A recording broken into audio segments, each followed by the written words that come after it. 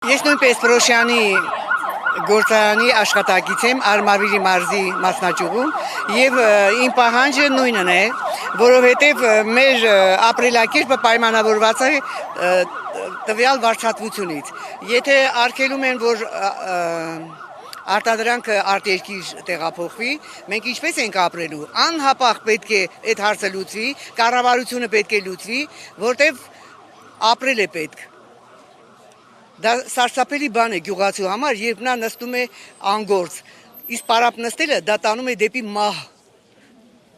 Իսկ մենք չենք ցանկանում այդպես ապրենք, մենք ունենք հայրենիք, պետք է մեր հայրենիքը բարգավաճի, պետք է զարգանա ու մենք լավ ապրենք, ինչպես բոլոր քաղաքակիր երկրները։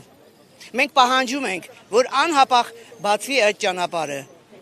Օրինակ շարքային քաղաքացին ընկերության ինչ խնդրի կարող է բախվել, եթե սա երկար տևի, այս խնդիրը երկար տևի։ Մենք պայքարելու ենք, մենք պահանջում ենք խստագույնս, չի կարող երկար պահանջել, որտեվ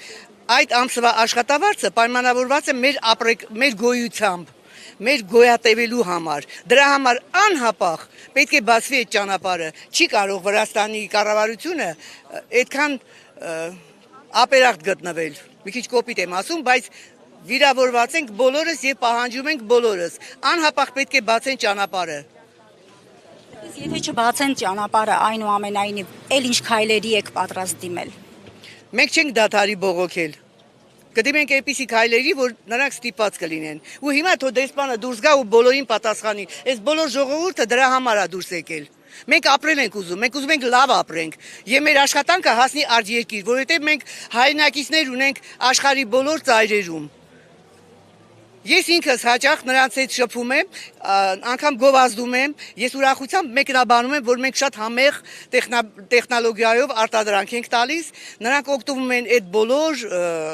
պահածոներից եւ պահանջում ենք անպատճառ, մենք ուզում ենք լավ ապրենք։ Հիմիկվա սերունդը այն սերունդը չի, որ